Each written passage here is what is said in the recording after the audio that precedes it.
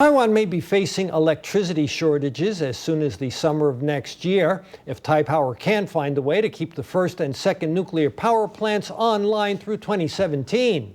Pools for used fuel rods at the two plants are nearly full, and without anywhere else to store the nuclear waste, the plant's reactors will need to be shut down, raising the specter of rationing during next year's period of peak use.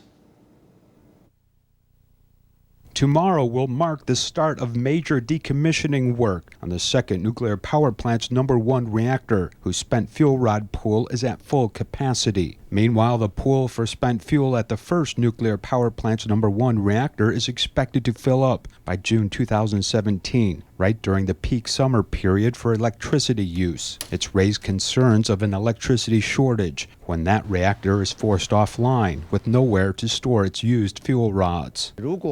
If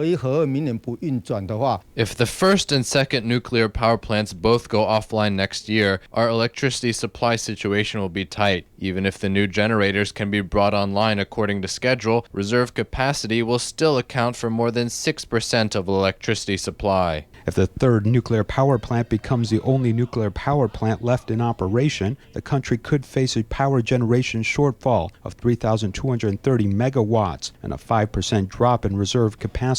A set of new generators ordered by Taipower are only expected to provide 2,500 megawatts once they come online. Taipower knows in advance how many fuel rods they have to put in the pools each time they refurbish a reactor. So why have they waited until the last second in this case to say they're sorry to everyone for having to face shortages? Environmental groups criticized Taipower for shirking its duty and called on the national electricity utility to quickly come up with a plan to cover any potential drop in generation capacity.